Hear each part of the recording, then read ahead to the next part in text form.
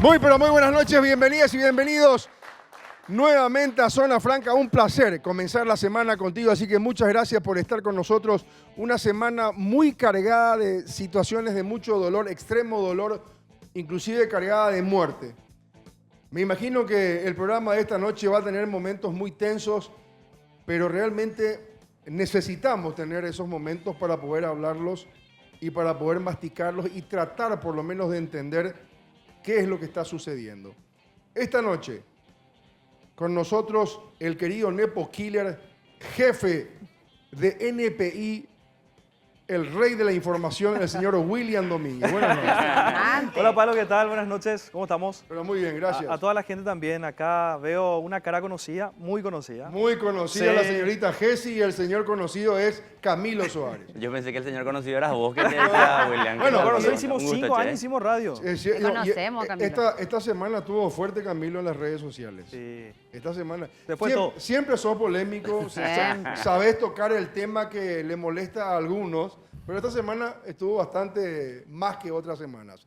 El señor que está con nosotros ahí al final, estamos hablando de Julio Ortiz, estudiante destacado, se hizo viral cuando le dijo al presidente de la República unas cuantas cosas que él sentía y que evidentemente muchos otros jóvenes estaban sintiendo lo mismo. El señor Matías Pereira, comunicador activista, Milagros Acosta, comunicadora digital. Vamos a ver si nos cuenta o no un sueño que tuvo. Por ahora dijo que no va a contar. Arrancamos esta noche. Y Carlitos Gómez, perdón. Yo pensé que te olvidaste ya de mí. No. Basta. No me puedo olvidar porque tus fans siempre me escriben. Eso. El amor, no te olvides, Pablo querido. El amor y el odio son de continuo sentimiento. Es cierto. Estoy de acuerdo. Bueno, primer tema de la noche. Muere pareja de comerciante en un asalto. Y vamos a hablar después porque ya hay más detalles de esa muerte, que en principio se pensaba que fue el asaltante, ¿verdad, William? Así es. Hay un informe preliminar del Ministerio Público que de momento al menos señala que las balas salieron de la misma arma, tanto para matar a la mujer y también abatir al delincuente. Vamos.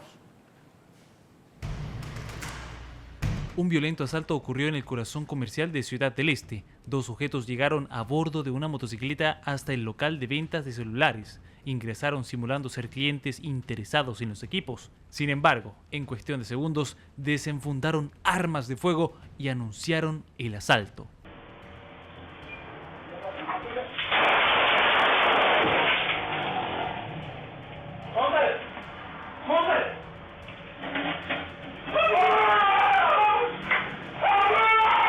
Se inició un intercambio de disparos dentro del pequeño local.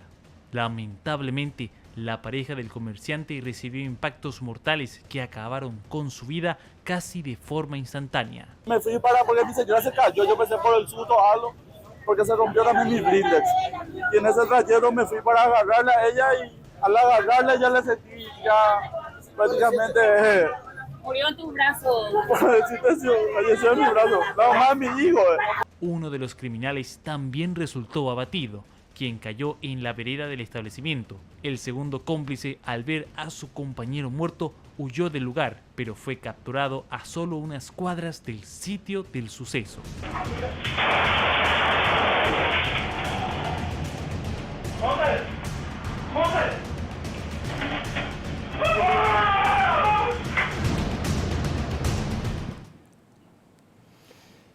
Camilo, esto que estamos viendo, independientemente de la situación súper dolorosa y que se va a seguir investigando, se va a seguir averiguando qué realmente pasó, porque lastimosamente, o esto hay que ir hasta el final, más allá de los muertos, es una situación que viene pasando el año pasado, hace 10 años, hace 20 años, o es una situación que se viene agravando en los últimos tiempos.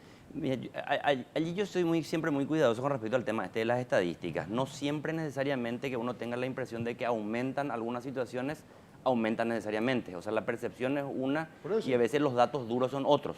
Eso como una primera consideración. La segunda consideración, este tipo de situaciones se normalizaron en nuestra sociedad. Sea que hayan aumentado, hayan disminuido, se mantengan en número constante. Se normalizó. Ver este tipo de episodios que hace unos... Estábamos jugando antes de empezar aquí, allá está en la década de los 90, acá en los 70, bueno, en nuestra década de infantes, este tipo de situaciones se veían como noticias de otros países o cuestiones de película. No estoy diciendo Paraguay se descompuso, no es eso. Lo que estoy diciendo es que nuestra sociedad normalizó este tipo de hechos porque nuestra sociedad también empezó a exaltar demasiado la sociedad de consumo. Entonces hay como una especie de hacer cualquier cosa por obtención de lo material.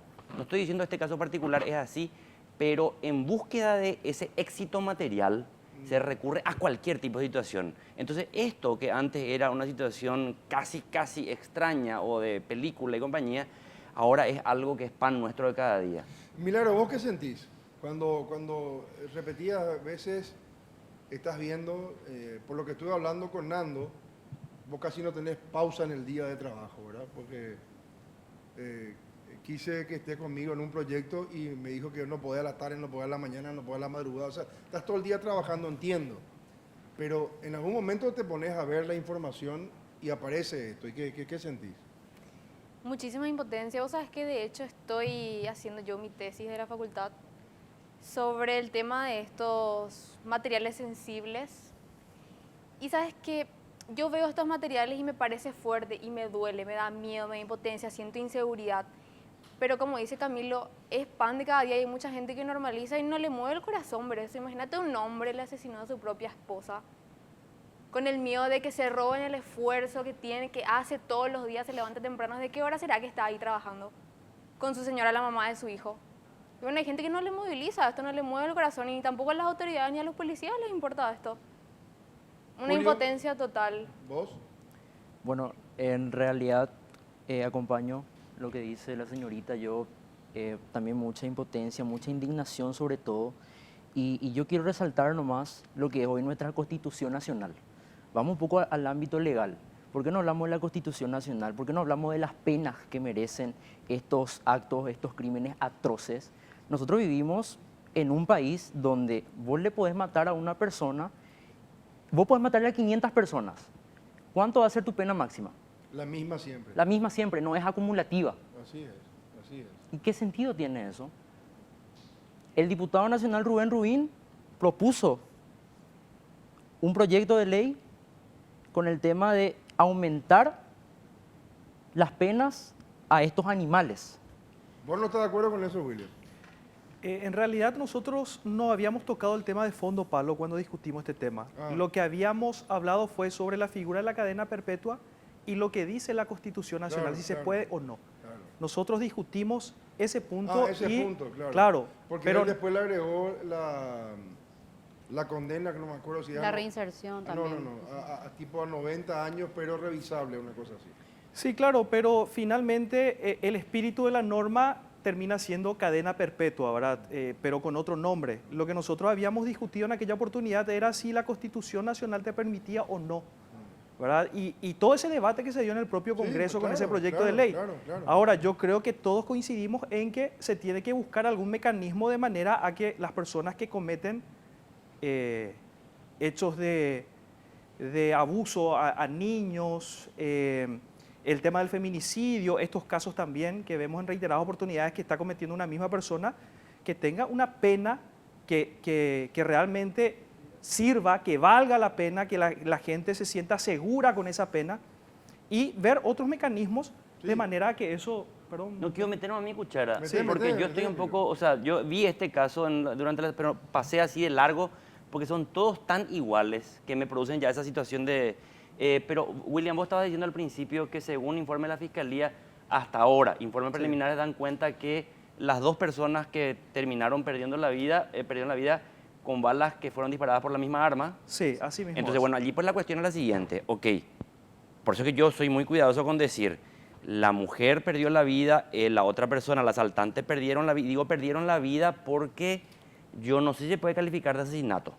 Porque si perdieron la vida con balas del misma arma y fue Estoy diciendo, presuntamente, con lo que estamos teniendo claro. aquí, que haya sido el marido el que le mató, no fue un asesinato. Claro, pero... Entonces, ¿cómo le marca de cadena perpetua al tipo? No, claro, pero hablando nada más del delincuente que ingresó con un arma con la intención de matarlo. Pero el delincuente está muerto. Claro, pero que probablemente tuvo ya antecedentes, eso no sé, no tengo el reporte, pero llevando también al caso de este muchacho Pingüi. No, pero este caso nomás, claro. siendo abogado del diablo, ¿y Sí. qué hubiera pasado si este delincuente no hubiera perdido la vida? El propietario del negocio y la señora eran reducidos, se les asaltaba y se les robaba. Y después se le detenía al delincuente. Se le iba a procesar por robo, no por asesinato ni por intento de homicidio. Entonces lo que digo nomás es lo siguiente, cuidado porque esto nos puede meter a nosotros en una bola de nieve de un odio de no ver las cosas y no separar y empezar a condenar gente inocente. Pero una porque acá cuestión el también- marido, si es que fue el marido el que disparó y Sí, pero perdió una la vida, cuestión también importante, no esta es asesino. persona ya fue víctima de otras situaciones similares. El comerciante. El comerciante. Comerciante, Él claro. tiene ya arma porque por miedo justamente a vivir una escena similar, él ya toma la prevención porque sabe que probablemente la policía ya va a llegar tarde. Él actúa ante una situación donde él verifica que esta persona quiere sacar un arma, entonces él directamente dispara. Y sí. Penosamente, probablemente también una de las balas terminan impactando contra su señora. Pero esta es una situación muy concreta, pero más allá, el análisis que se hace es de la figura de la inseguridad, que se visibiliza mucho más hoy, o verdaderamente aumentó. O sea, ¿Y quién dice que no? claro, ¿Quién dice que no es un acuerdo de zona liberada por parte de la policía o de los comandantes de la policía que liberan la zona para que Permiso, se hagan Pablo. tipo de Ese es cuestiones? otro punto clave que está tocando. Sí. Todo tipo de debate sobre qué podemos hacer en estos casos de asesinato, cuál es la condena que se le puede dar a un asesino, es inadmisible si nosotros no cambiamos la Constitución Nacional. Si nosotros tenemos una Constitución que te limita en base a la condena y dice 30 años, 40 años máximo, y no es luego ni siquiera acumulativo, nosotros no sé para qué estamos discutiendo cuál va a ser la condena de una persona que le No, porque asesinó. sí se puede cambiar la legislación. Eso sí. Una cosa Sí. es que no haya un acuerdo, pero sí se puede cambiar la legislación. De hecho, ya se aumentó las penas, ¿te acuerdas? ¿Se acuerdan que antes las penas eran menores, después se le agregó y se le agregó también los años de seguridad? el tema que yo creo que Rubén, lo que sí hace la diferencia en los demás proyectos, es que hay verdaderamente personas que no se pueden reinsertar en la sociedad y eso hace mucho al perfil del delincuente. Bueno, y vamos a hablar entonces de Entonces, Pingüi. vamos a hablar de Pingüi. Pingüi. Ahí vamos a analizar un poco cómo viene A ver, eso. vamos al material.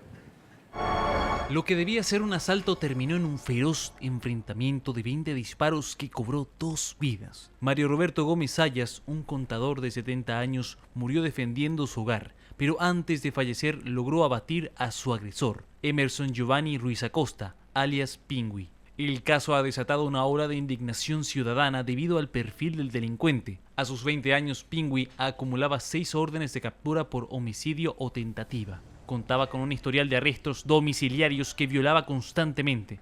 Incluso llegó a herir a una niña de 6 años y a robar el arma de un policía estando bajo supuesta vigilancia. La opinión pública señala directamente a jueces y fiscales, quienes otorgaron medidas alternativas y sobreseimientos a un criminal reincidente, permitiendo que una bomba de tiempo terminara con la vida de un ciudadano trabajador. Carlos. No, y esto además muestra, Palo, algo que es verdaderamente preocupante en nuestra sociedad, que es la divinización de la cultura narco. Este es un punto muy importante que definitivamente la sociedad tiene que revisar para entrar a analizar cuáles son los modelos que nosotros queremos como Paraguay. Cuáles son los modelos que nosotros estamos además potenciando a través de los medios sociales de comunicación, y esto además está incluido en las redes sociales y todo el tema de la promoción. Fíjate vos que esta persona está siendo alabada por un grupo de ciudadanos cuyos estándares están bastante distorsionados de la realidad. Por decirlo menos. Por decirlo menos, pero además porque existe toda una cultura que busca plantear una salida inmediata de esa situación de muchas veces vulnerabilidad, que es otro tema social también que hay que abordar. A ver, con este material que estábamos viendo, lo que claramente notamos es que el sistema judicial falló nuevamente. Una vez más. Como decía el texto, una bomba que el sistema judicial dejó que explote. Este muchacho tenía arresto domiciliario, seguía asaltando a conductores de Bolt, tenía una orden de captura. En varias oportunidades se le detuvo a él y nuevamente se le daba arresto domiciliario o algo parecido, no sé si libertad ambulatoria en algún momento. Un sistema judicial permisivo pero con el delincuente. Con una orden de captura, él con otras 4 personas, todos llegaron hasta la casa de este contador comerciante, todos ingresan a la casa y este señor se tuvo que defender y terminó de esta manera. Pero, y también muerto lastimosamente este señor que está defendiendo su vida y también la vida de su familia y sus cosas, ¿verdad? Pero el sistema judicial, acá estamos viendo que claramente, sin dar una respuesta, lo único que hacen es darle otra vez esa libertad a una persona con muchísimas cuentas pendientes con la justicia. Y por otro lado, lo que está tocando Carlos, ¿verdad? Encima para muchos es un ídolo. Por supuesto. Veamos la despedida.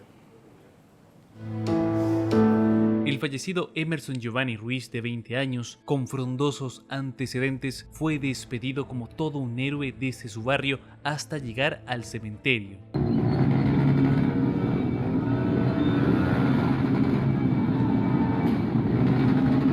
Una gran caravana de motos y autos, al igual que personas a pie, dieron su presencia en el último adiós al delincuente que fue baleado en un enfrentamiento durante un asalto en Fernando de la Mora. Con banderas y cánticos, Pingüi tuvo una gran despedida. Yo quiero hablar, Pablo, del mensaje que deja este video. A ver. Porque yo veo esto y pienso, bueno, cada persona, creo que todos tenemos derecho a un funeral, a que se puedan despedir de nosotros si perdemos la vida. Yo creo que va a haber siempre familiares que van a querer despedirse de su hijo, hija, aunque haya cometido algún delito, algún crimen. Pero ¿qué pasa cuando ves estas imágenes de toda una comunidad yendo a un funeral en motos, banderas? Hay como una reivindicación de la criminalidad, de la cultura narco, como dijo Carlos. Y el mensaje que da es como: ser criminal o este mundo te da respeto, te da lealtad incluso después de muerto. Mira toda la gente que está detrás mío, Qué loco. incluso aunque haya muerto después de cometer un crimen. Es que lo que pasa también con algunos políticos, Pablo, eso, se relativizó todo.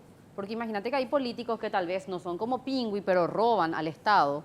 Y a raíz de ese robo también, mucho más, y hay muchas más muertes detrás de muchos políticos que no se visibiliza como tal vez en este caso puntual, pero que también se van y lo veneran y lo siguen. Sí. Entonces, tenemos modelos conductuales, sociales, que no, o sea, aparentemente todo se va relativizando y por eso tal vez esta gente hoy sale y dice, no, si el político también roba y le veneran, esto también al ladrón le veneran. Pero, como Jessy, sociólogo... pero, es horrible, pero Carlos dice pensar. una cuestión y allí me viene directamente a la mente una imagen.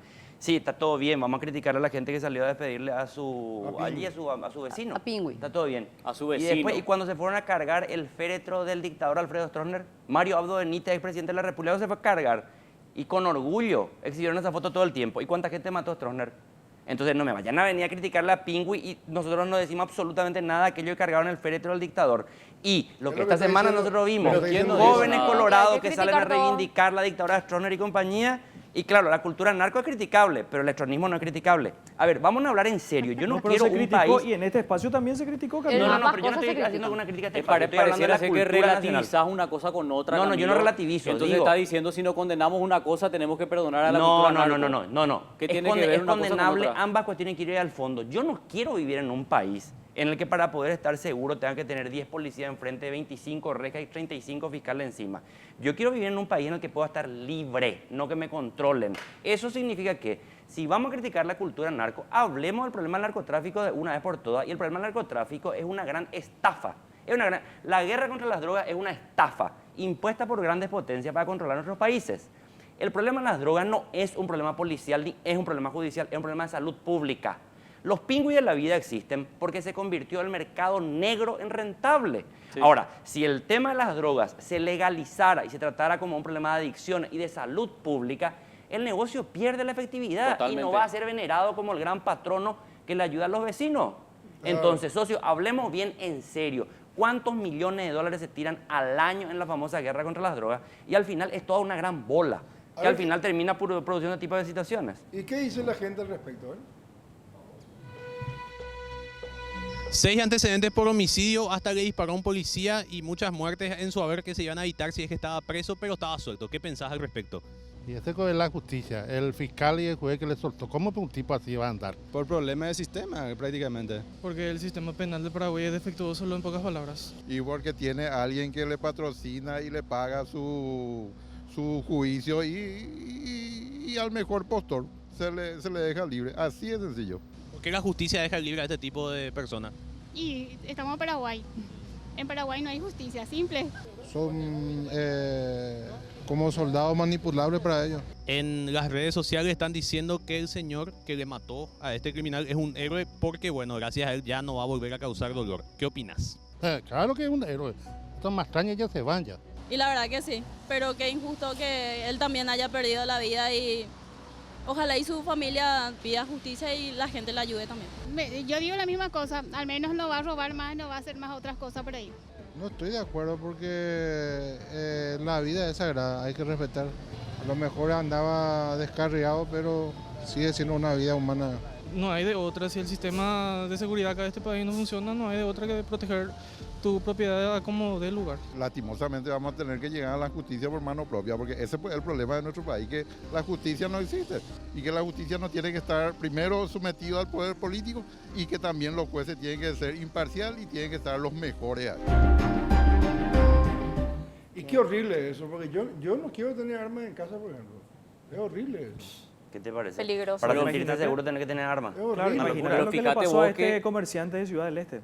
Porque cuando él se da cuenta que el delincuente ingresa a su negocio con el casco, ya automáticamente saca su arma.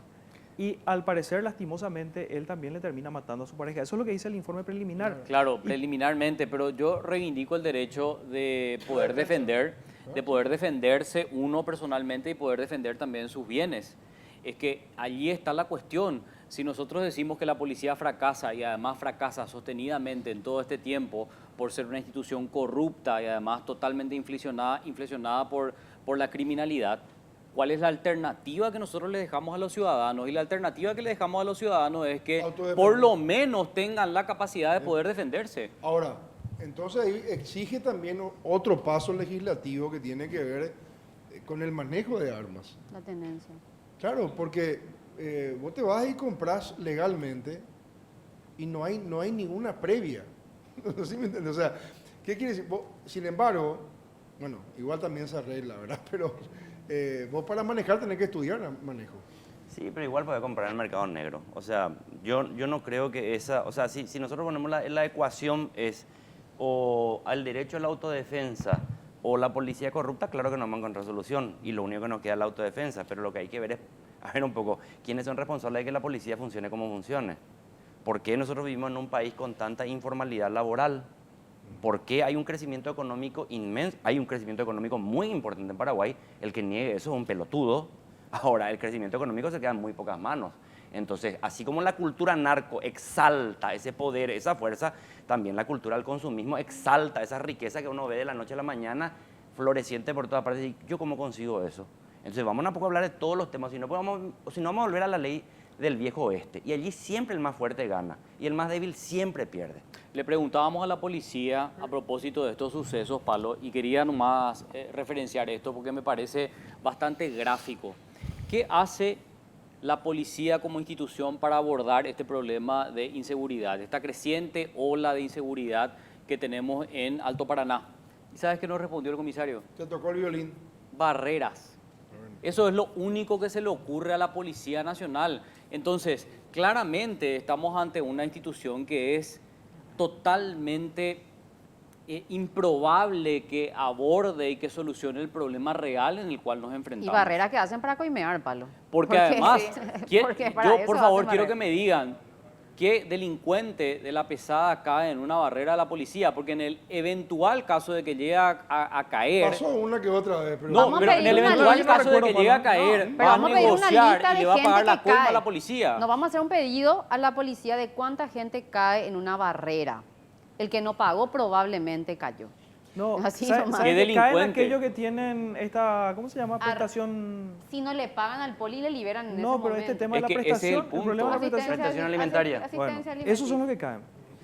Si Bueno, no a ver, pagan. ¿qué dicen nuestros colegas sobre esto que estamos hablando? A ver. Tenías 6 antecedentes por homicidio, le disparó a un policía incluso. ¿Por qué estaba suelto este tipo? ¿Qué opinas? Si tiene tantos antecedentes en sus haberes, tenía que haber estado en la cárcel.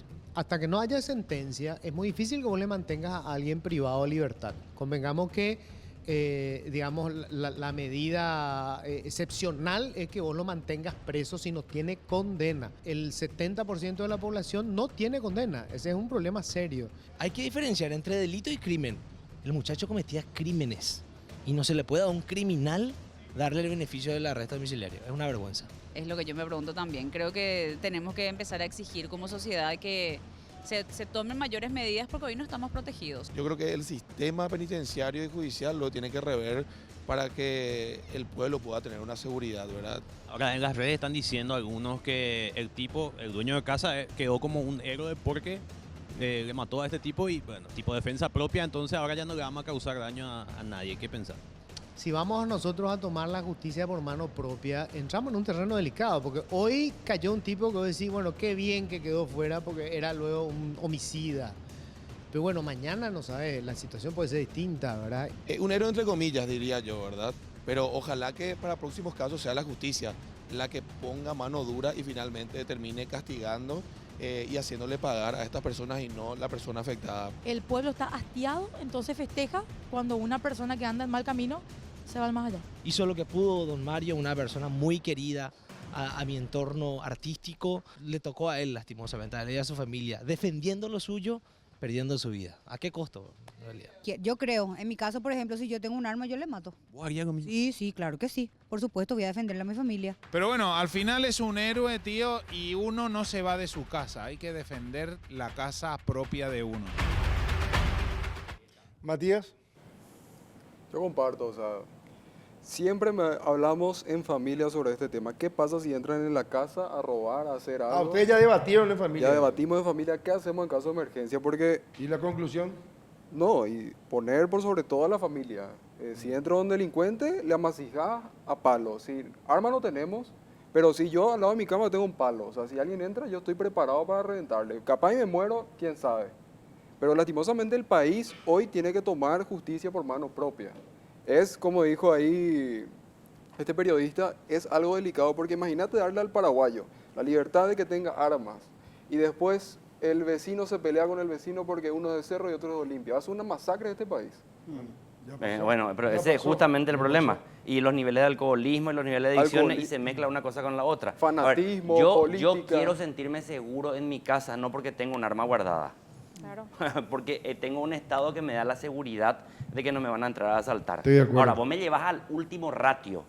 Entra un delincuente a mi casa y yo tengo un arma. Claro que voy a defenderme, voy a defender a mi...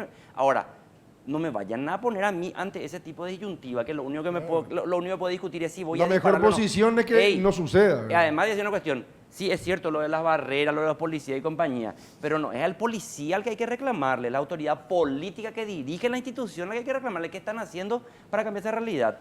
El policía que está allí en la calle termina siendo simplemente el eslabón más débil de todo el sistema. ¿Qué dijo Juan Martens al respecto? A ver. El criminólogo Juan Martens nos dio una opinión sobre el caso de Pingüi. Una persona que a los 20 años tenga esta trayectoria, esta carrera delictiva, es una muestra de que efectivamente como sociedad, como familia, estamos teniendo unos graves problemas de inclusión social. Y respecto a la caravana, lo que nos muestra es también que los valores democráticos no son un problema de Pingüi nomás, sino el resto de la población joven que la acompañó. Y no es el primer caso. En Villa El Gatimí, no sé si recuerdan, cuando después de un enfrentamiento con la policía se le mata también a un joven de 22 años, es recibido en Villa El Gatimí con una música que mandaron a hacer para él, con mariachis y salvas de disparos.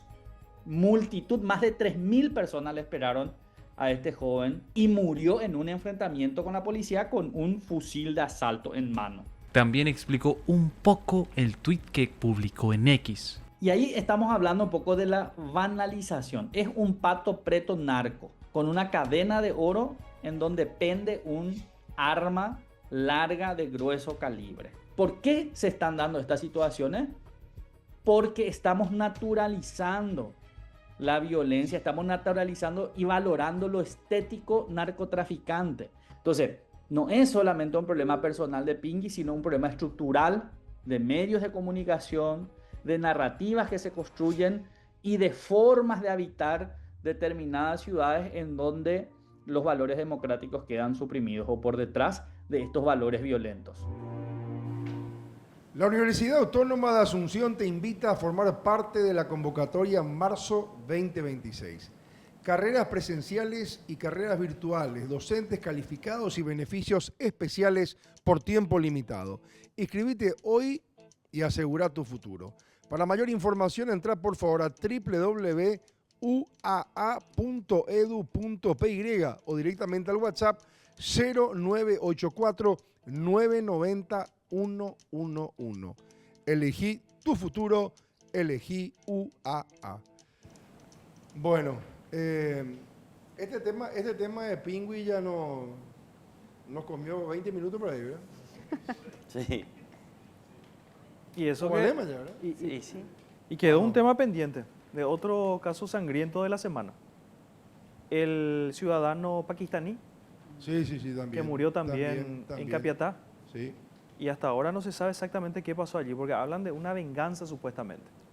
Al final una venganza. No, y esa fue la primera hipótesis de la policía, porque ya fue víctima de un asalto anteriormente este señor y en aquella oportunidad militares estuvieron implicados.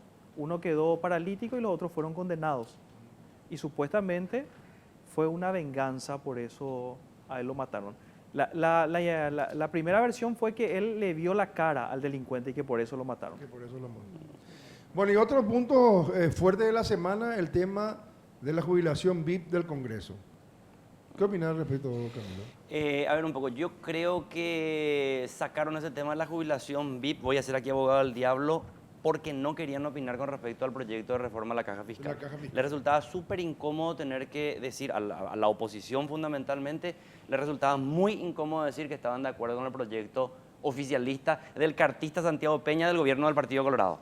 Es muy argel, entonces como no quiero opinar de eso, saco el tema de la jubilación VIP. El tema de la jubilación VIP es un tema ya viejo, un tema criticado y un tema que no tiene sentido. Ahora, lo que yo digo es lo siguiente. Hace muchísimo tiempo muchos plantearon, me incluyo, hace añares, que no deberían existir regímenes diferenciados de jubilación. Claro. La previsión tiene que ser una previsión unificada, universal. ¿Cierto? Instituto de Previsión Social tiene que ser el lugar donde se le acoge a toda persona que aporte para un sistema previsional. Vos podés ser parlamentario 5 años o 20 años, aportás como si fuera que estás en la función privada. Vos entraste a laburar a los 20, 21. Estoy de acuerdo. En Radio Ñandutí como ordenanza. 5 años aportaste IPS. De allí te fuiste como congresista 10 años. Y 10 años seguiste aportando en IPS. Saliste de allí y te fuiste a trabajar. Tenés 15 años. Tenés 15 años y te vas 5 años más a trabajar y aportás. Y te jubilás con el promedio que te sale. No tiene sentido. Caja parlamentaria. Dicho todo eso, repito una vez más. Para mí la cuestión es que sacan en este momento legisladores de la oposición porque no querían emitir una opinión. Yo lo que quiero saber es qué piensa la oposición paraguaya con relación al proyecto de reforma a la caja fiscal. No tienen pensamiento propio, no tienen alternativa. No, pero yo no estoy entrando en la defensa de que está bien este proyecto. Lo que estoy diciendo es, son tan pusilánimes que nos animan a decir, pensamos igualito que el gobierno. Entonces entran en la estupidez esa. Vamos a tratar el tema de jubilación VIP. Los maestros son burros. Para desviar la atención, ¿qué pensás vos? Yo quiero saber, los legisladores de la oposición. Pero de cualquier manera, para refrescar un poco la memoria, este informe de última hora, ¿ven?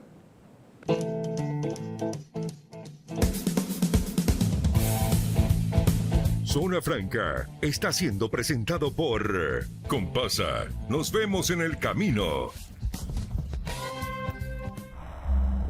En pleno debate sobre la reforma del sistema jubilatorio, un informe de última hora expuso nuevamente los altos saberes de la caja parlamentaria que reciben ex legisladores del Congreso. Entre los que más cobran figura Miguel Abdón Zaguier, PLRA, cerca de 27,8 millones de guaraníes mensuales, seguido por Blas Llano, PLRA, con 26,9 millones de guaraníes, y Blas Lanzoni, PLRA, con 26,7 millones de guaraníes. La lista continúa con Luis Alberto Castiglioni, ANR, Juan Carlos Galaverna, ANR, Carlos Filisola, Frente Guazú, Desiree Masi, PDP, Nelson Argaña, ANR, Hugo Velázquez, ANR y Víctor Bogado, ANR. Todos con jubilaciones que oscilan entre los 24 y 26 millones de guaraníes mensuales. Los datos reavivan el cuestionamiento ciudadano sobre los privilegios del sistema previsional parlamentario frente a los ajustes que enfrentan otros sectores. Todos están salpicados. Esto ahí. es inadmisible. Pues están todos salpicados, no pueden decir que es del Partido Colorado nomás los No, pero beneficios. fíjate vos que Todos. hay mucha gente que se esconde detrás del paraguas del oficialismo colorado para no debatir lo verdaderamente importante. Lo verdaderamente importante es que esta caja no es sostenible sin el aporte del Estado. Entró en déficit ya en 2 situaciones donde el gobierno, o sea, todos nosotros, entramos a aportar para poder calzar esa caja. Una caja que en principio tenía jubilados parlamentarios después de un periodo, 5 años, 5 años. Después de eso se modificó a 10 y ahora quieren modificar a 15. Pero yo coincido con Camilo y te agradezco tu honestidad intelectual, Camilo, porque lo más fácil es hacer el quilombo como hace la oposición, en que esto es $600.000 eventualmente versus 380 millones de dólares, que es el problema de la caja fiscal actual. Y decir que un debate no se puede tener sin otro es justamente desviar la atención y no tomar una posición sobre lo que de verdad importa, que es, vamos a seguir quemando casi 400 millones de dólares por calzar jubilaciones privilegiadas.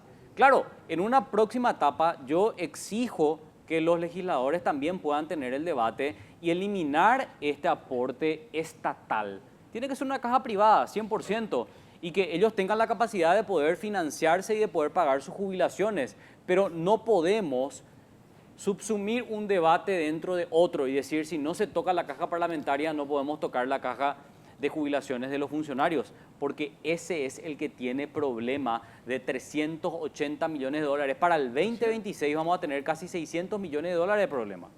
Pero no está mal incluir en el debate el tema de la caja parlamentaria. No está mal. No está mal debatir el tema, criticar el tema. Sí, lo que está mal es condicionar una cosa con la otra. Claro, pero se aprovecha justamente toda esta discusión para nuevamente poner en el foco también este tema, porque se le tiene que dar una respuesta también a las críticas que hace muchísimo tiempo se le vienen haciendo a este sistema, que tarde o temprano también va a terminar de la misma manera. Yo estoy de acuerdo con eso, hay que hacer las críticas. Lo que yo quiero preguntarle a aquellos que presentaron este proyecto de eliminación de la caja parlamentaria es ¿cuál es la posición que tienen con respecto al proyecto de reforma de la caja? Yo digo mi posición personal, yo estoy en contra de este proyecto presentado por el Ejecutivo de reforma de la caja fiscal. ¿Por qué? Yo sí creo que hay que reformarla, porque se quiere cargar sobre los trabajadores todo. Porque en una relación contractual donde todas las condiciones son iguales para todos, como en el IPS, aporta al obrero, aporta al patrón.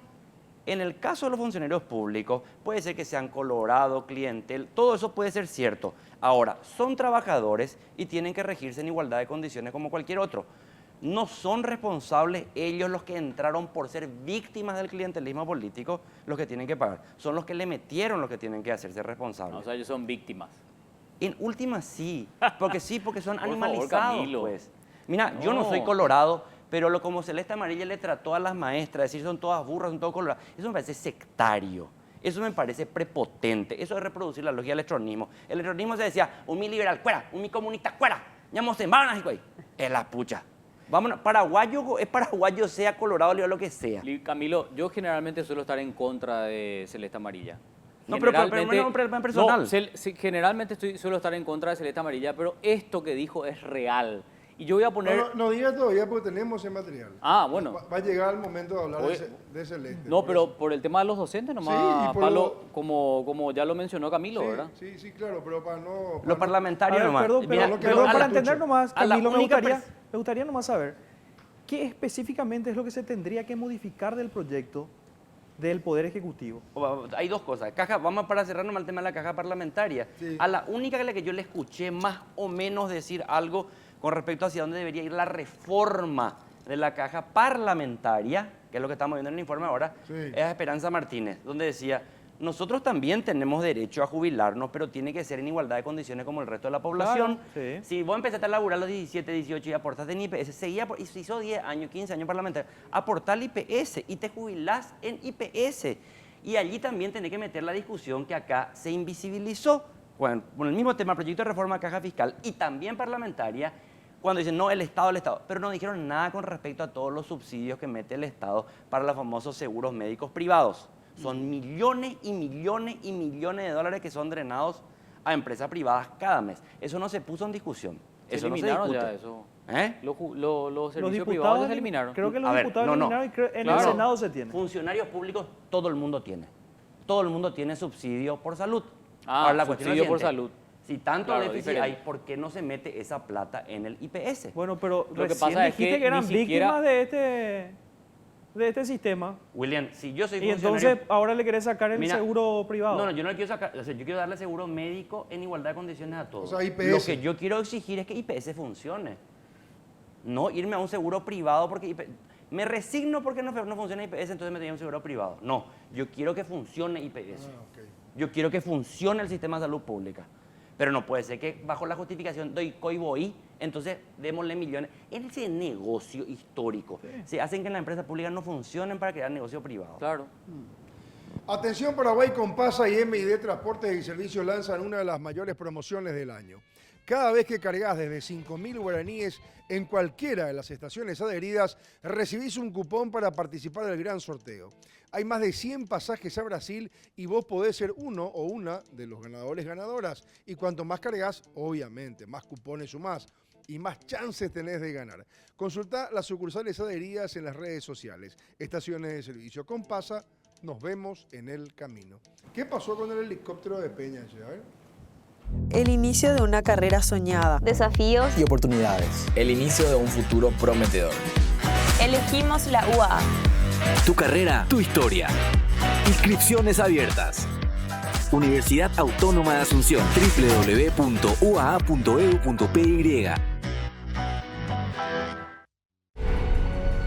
Un video se hizo viral en las redes donde se puede ver al presidente Santiago Peña utilizando el helicóptero presidencial para retirarse de un campo de golf.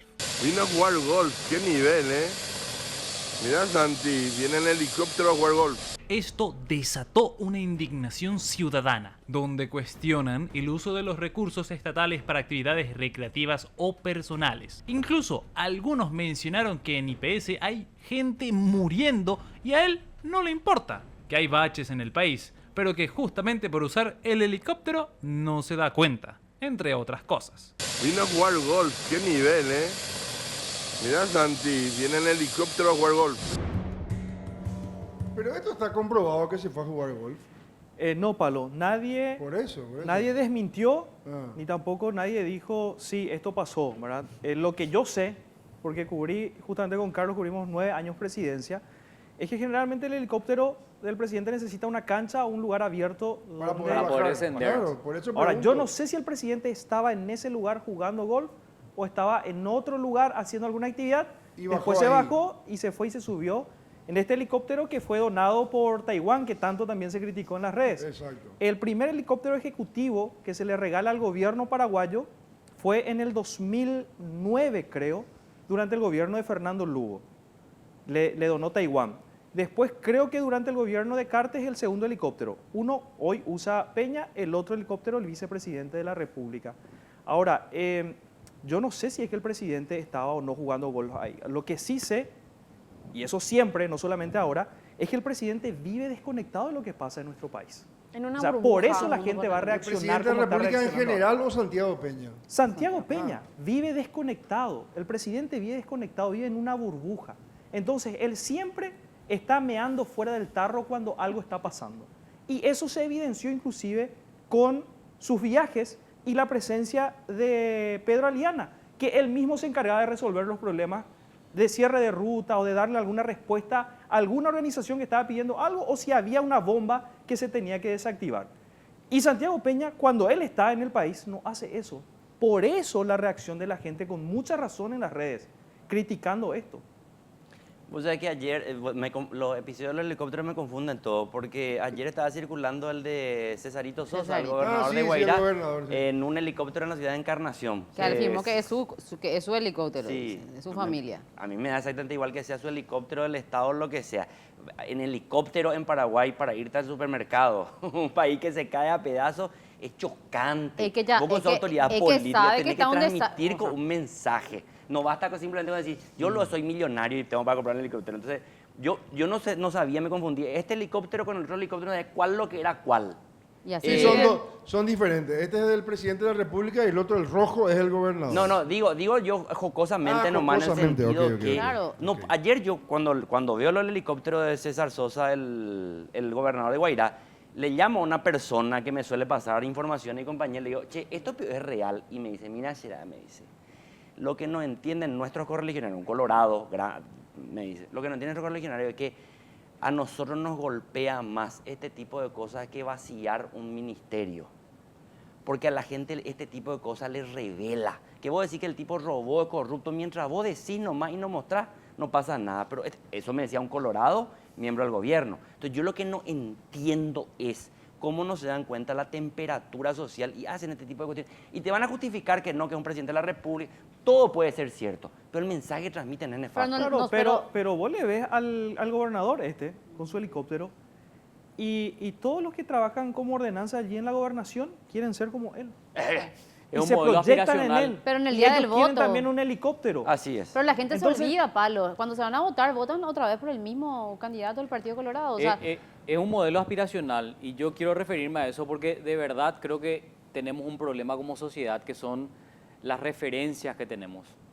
Y efectivamente, como ustedes están diciendo, esto es lo que aspira el ciudadano promedio, el que generalmente elige este tipo de modelos de gestión y de partido. Entonces, definitivamente hay que hacer una revolución sobre la manera de pensar que tiene el paraguayo y del modelo aspiracional que generalmente fija como norte. Me parece a mí que ese es un punto importante para observar. Los jóvenes están muy calladitos. ¿Ustedes qué le parecen los helicópteros?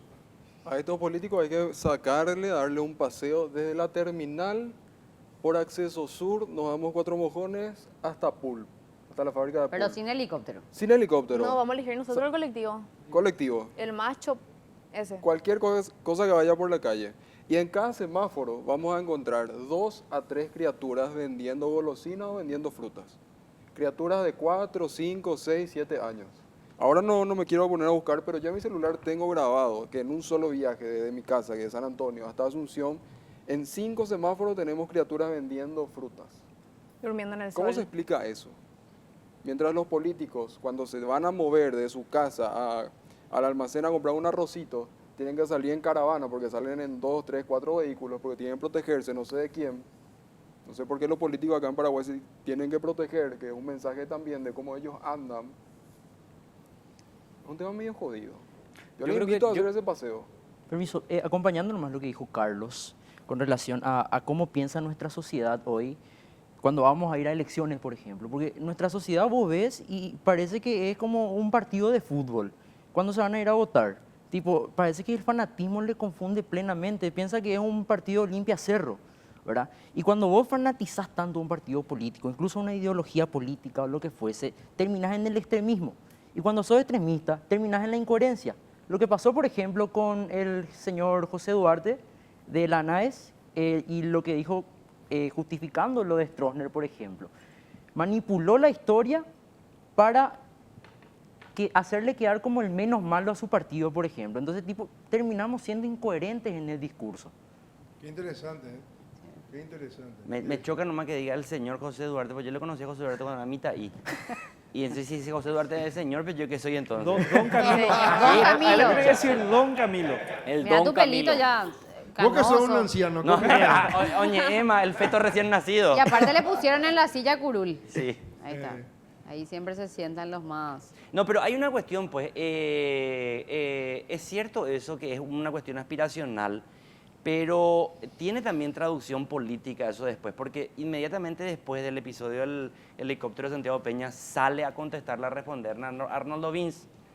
Y Arnoldo Vince se va en un camino de tierra, que esto no puede ser, que los productores... Yo decía, este señor me tiene cara conocida. Y dice, presidente, acá los productores necesitan camino, no puede ser que acá no tengan. Yo dije, este señor me tiene cara, Arnoldo Vince. ¿Qué era que hizo este señor?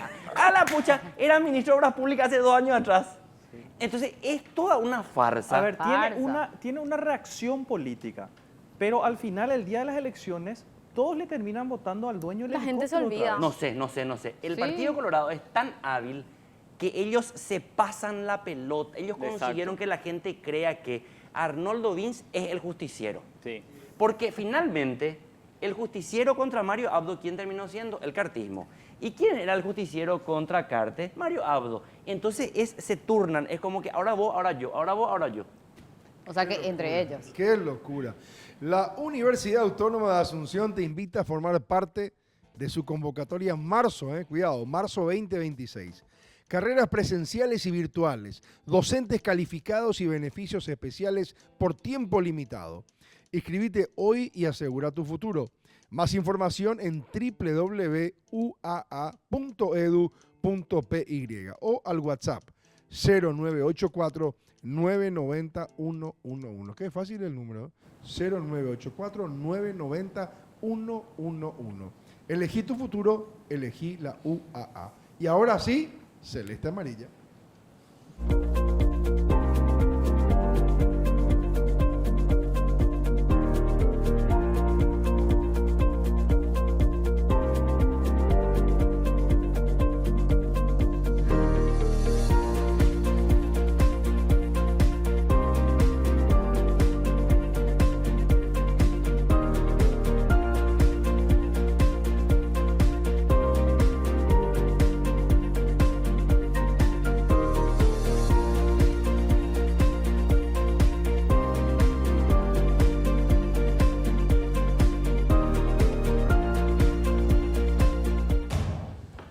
La senadora Celeste Amarilla generó controversia al calificar a muchos docentes como burros y mediocres, cuestionando que se jubilen antes que otros sectores y criticando su oposición a la reforma de la caja fiscal. Se les dio todo a los maestros porque son colorados, porque son los que no hacen trampa en la mesa, porque son los que ponen en el México todo lista 1.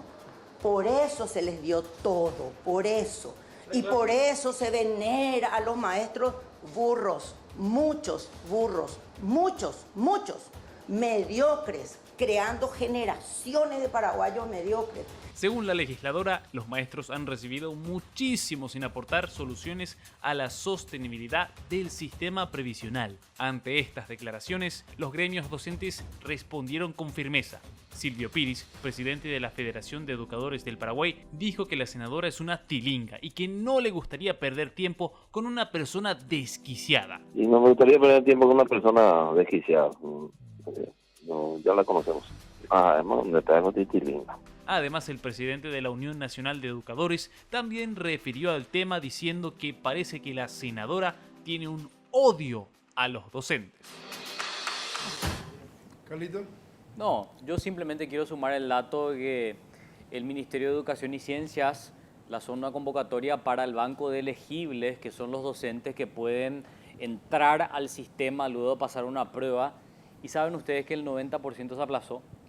Entonces lo que dice Celeste Amarilla, muchos dicen, docentes son burros, es una realidad que obviamente nos tiene que llevar a analizar, como planteaba Camilo, el chancho y el que le dejó de comer, ¿no? No es la culpa el sistema que permitió que estos docentes se reproduzcan de esta manera para cumplir con estadísticas, pero para dejar de lado la calidad. Entonces, en algo tiene razón Celeste Amarilla, y además ella plantea que estos beneficios extraordinarios que se plantearon para los docentes, esto de jubilarse sin edad mínima, fue un regalo que les dieron los propios colorados, porque hay una mayoría colorada que también opera dentro del magisterio. Pero para que vayamos tan lejos, Carlito, en todas las instituciones públicas llega gente sin mérito. O sea, hoy tal vez se analiza puntualmente el caso de los docentes, pero en todas las instituciones públicas se llega en mayor promedio con gente sin méritos. Milagro, es triste, ¿verdad? Pero para vos los maestros son burros. No, mi mamá es docente y es una de las mejores, súper conocida en su área, matemática, física, química, aritmética, lógica, todo. Bueno, pero ella es una excepción y es una excepción y conozco 1000 excepciones también yo. Okay. Y otra cosa, yo creo que los docentes que están luchando por el pan de cada día no tienen mucho tiempo para pensar en política, ni coloradismo y todo esto, o sea... Qué pucha, bueno, de hecho sí tienen. Son otras... Ahí hay un punto, de hecho no sí todos. tienen. No todos, pero hay que tener en cuenta una cosa también. A mí que me toca hablar todo el tiempo con directores y todo ese microclima de docentes. Muchos docentes que hoy tenemos en la dirección de las instituciones públicas son acomodados políticos y esa es una realidad en el Paraguay. Si ustedes se ponen a recorrer escuelas, y a mí me pasó personalmente de 70 más o menos que visitamos, por lo menos la mitad eran acomodados políticos. Y solamente tienen que escucharle hablar a estas personas que están al mando de una institución. Ni siquiera estamos hablando de los profesores de grado, estamos hablando de los directores. Personas que no están preparadas en lo mínimo. Directores de instituciones públicas que dicen, ¡aiga! O sea, ¿cómo estas personas llegan a dirigir una institución educativa? Y esto pasaron por grado. Y así como dijeron, truncaron generaciones completas de niños que fueron mal educados. Julio. ¿Sabes, Pablo? Yo estoy en el cursillo en la UNA, ¿verdad? Quiero ingresar en contabilidad y en 3 meses nosotros tenemos que desarrollar todo lo que dimos en el colegio, de escuela básica a la media. Entré el primer día, re chocante fue todo el contenido para mí. Y esto dimos en el colegio, dije yo, ¿verdad? Hay muy buenos profesores. Y yo tuve muy buenos profesores. Yo egresé el año pasado. Excelentes maestros que tienen realmente ese sentimiento, esa vocación. Yo no quiero hablar en este tema de es meritorio o no si se jubilan antes. No quiero emitir ninguna opinión al respecto porque creo que no tengo el conocimiento suficiente, digamos, ¿verdad? Pero yo conozco profesores que son excelentes, pero también existe pero una en estos cursillos, todo el material que vos estás dando es lo que aprendiste en la escuela. Se supone. Lo que se debería haber aprendido. No tuviste que aprender en el cursillo. No, yo ahora estoy aprendiendo a toda máquina. Ahí está el punto. Y ahí está el fracaso del sistema educativo. Sí, pues. Pero lo que hace Celeste Amarilla es apuntar a los docentes. ¿Por qué no apuntó al Ministerio de Educación y Ciencias, que son ellos son los que ponen en ese lugar a los profesores? Mira, si vos me preguntás quién es el culpable, el chancho, el que le da de comer, el que le da de comer. ¿Sí? Y el que le da de comer es el que rige el Son sistema. todos, Camilo. Entonces, a ver, No hay que sacar la yo responsabilidad. te hice una cuestión, Carlos. Yo fui dirigente estudiantil, gremialista estudiantil, campaña por el boleto estudiantil. Me recorrí cuánto colegio hay en Paraguay, en los 17 departamentos. Y no lo digo por sobrador, nada, porque recorrí de verdad. En Canindeyú, en Concepción, en Cazapá, en Guairán, en todo el país. Conozco Alto Paraguay, conozco. Y vos sabés lo que es verle a gente de 40 y pico de años con EPOC. ¿Sabes lo que es el EPOC? Es una enfermedad que se te produce en el sistema respiratorio porque te chupaste la puta tiza. Porque es tan precario el sistema educativo paraguayo que se le tira allá en el fondo del mundo con una caja de tiza y un pizarrón de mierda. Y con 40 años no pueden ni respirar. Claro, para Celeste Amarilla, oligarca acomodada como ella, es fácil criticarle al maestro o la maestra que termina siendo víctima del sistema. Entonces, si ella dice que por burro le vamos a negar su derecho humano a una jubilación digna, hagamos lo siguiente. Cerremos el Congreso. Si está lleno de burros el Congreso. ¿Pero quién le está Pongamos denegando? una dictadura y que el dictador Camilo, con su capacidad moral diga quién es bueno y quién es malo. Camilo, ¿quién le está negando el derecho a la jubilación digna? Celeste Amarilla cuando dice... No, señor. Sí, claro que señor. sí. Se está planteando una regla que es general para todos. Carlos, te voy a decir una Creo cuestión. que en ese punto estábamos en coincidiendo. En países civilizados. ¿En qué punto en vos países... empezaste a decir que se le está negando la jubilación Yo dije digna a lo los siguiente, docentes? yo dije, cuando la oposición no quiere discutir el plan de reforma en caja fiscal, es porque tiene vergüenza de decir que coincide con el proyecto Santiago Peña. Bueno, ¿y después? Yo soy contrario a ese proyecto. A ver, en todo país civilizado, desarrollado, vos tenés regímenes de jubilación que vos te podés jubilar antes si el ambiente laboral te produjo a vos algún tipo de trastorno. Por ejemplo, sufriste algún tipo de discapacidad física, entonces te jubilan de manera anticipada. En el caso de los docentes, hay una situación muy clara. Tienen un tipo de trabajo que te revienta. Vos sabés lo que es estar de mañana y de tarde. Y es bola, eso que dicen 3 meses de vacaciones. No tienen 3 meses de vacaciones. A ver, es cierto lo que dicen allí que directores, supervisores, están todos bajo control político y son politiqueros. Es cierto eso. ¿Te parece es correcto cierto que el jubilarse 90%, a 48 años? Es cierto que el 90% son todos afiliados y se van a esa campaña. Es cierto. Pero yo no puedo legislar en base a mi simpatía o antipatía política. El problema es que no es sostenible el sistema, Camilo. Educación pública creo de que calidad. estábamos de acuerdo hasta ahora que acabas de hacer este discurso. No es discurso. Es análisis. Es un discurso porque vos decís, estamos de acuerdo con que se tenga que reformar y que plantear un sistema que sea igualitario para todos.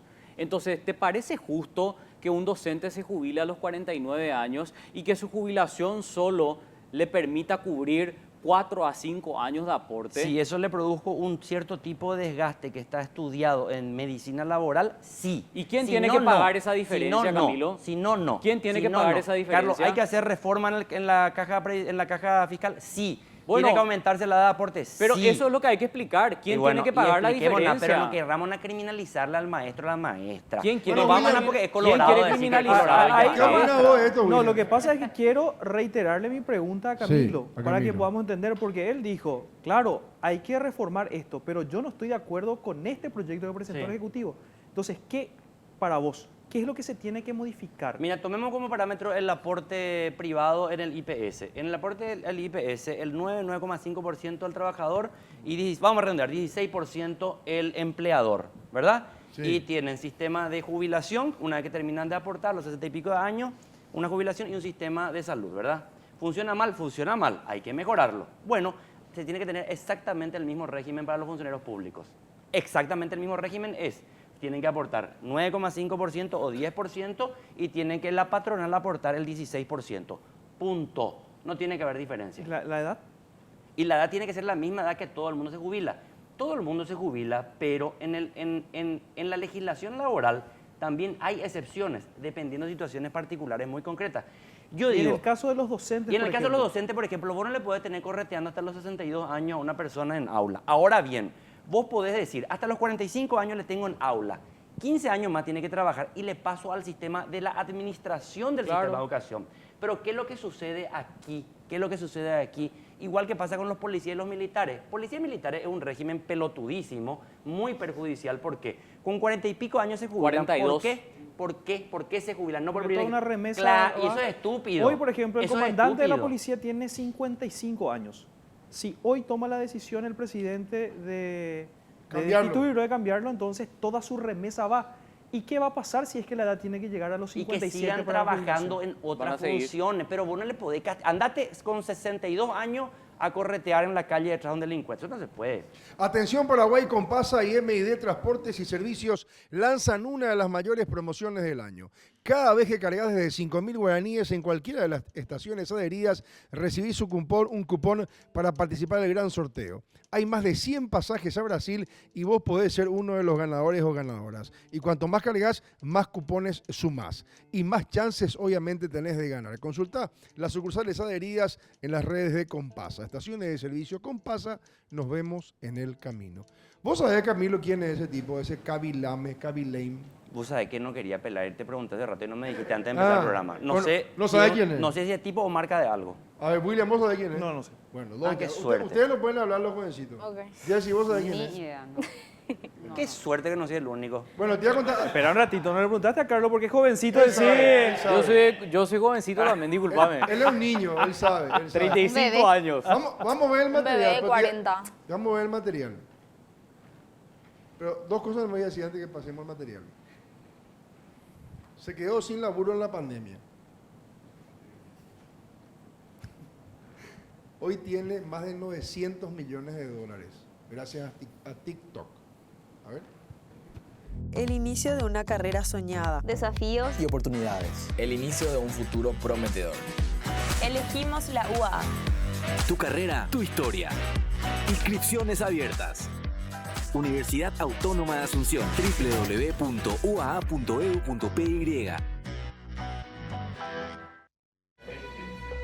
Kabilame fue despedido como obrero en 2020. Comenzó a crear contenido desde una vivienda pública y un celular roto. No buscaba ser famoso, sino hacer humor con lo absurdo de Internet.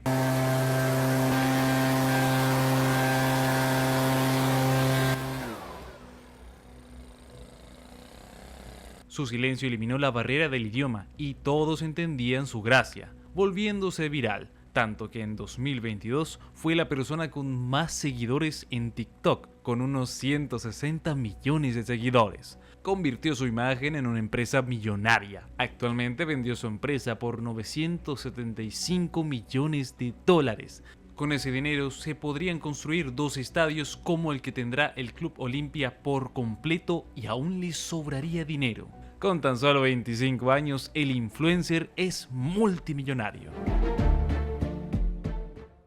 Milagro, ¿vos cuántos años tenés? ¿Quieres que diga? Sí. 25. La misma edad que este muchacho. ¿Y todavía no son millonarias? Y todavía no son millonarios. Estoy a punto. ¿Ustedes No, qué pero saben? muy loco, el tipo sin emitir una sola palabra. No Con tenía sus idea que él expresiones. era el ¿cómo Cavilabe? Yo creo que lo único que tenemos en común es que todos nos quedamos sin laburo en la pandemia. Con él. Totalmente. Qué loco. Y que ninguno de nosotros tiene 900 millones de dólares. ¿Y cómo se reinventó? Exactamente, 2 coincidencias. Qué loco. Se reinventó el amigo. Bueno, ¿Por qué usaron ese ejemplo? ¿Cuál ejemplo? El El de Olimpia. 12 estadios de Olimpia. Y para que vos Muy estés feliz. específico, ¿verdad? Qué mala gente los que están en tu producción, Pablo. ¿eh? Lo que pasa es que, decime la verdad, William, vos te podés imaginar 900 millones de dólares. No, imposible. ¿Entendés? O sea, Y tampoco nos imaginamos hoy que Olimpia tenga estadio, ¿verdad? Lastimosamente. no, para. Me duele, pero nos quedamos sin Ni uno estadio. ni lo viejo. otro. Hasta ahora nada. Dios mío. Bueno, hay mafia de turnos en el hospital de clínica, ¿es cierto eso de William?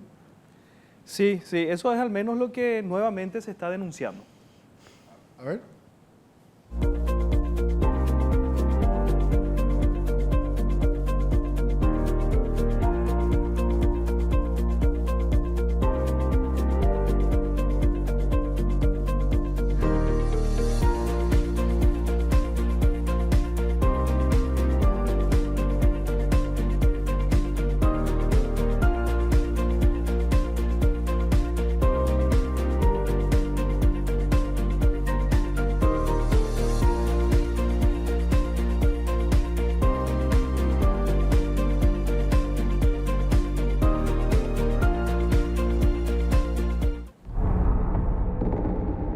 Una denuncia por presunta venta irregular de turnos médicos generó polémica en el Hospital de Clínicas, donde funcionarios administrativos habrían cobrado dinero a pacientes para agilizar consultas que, por el sistema regular, pueden tardar meses. El esquema habría aprovechado la alta demanda y la desesperación de personas que buscan atención médica urgente.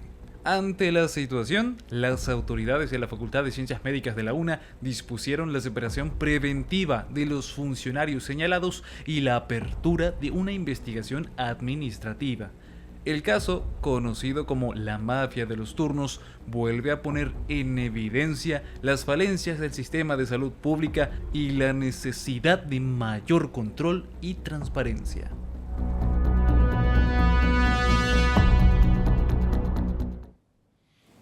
El negocio de la burocracia o de la ineficiencia.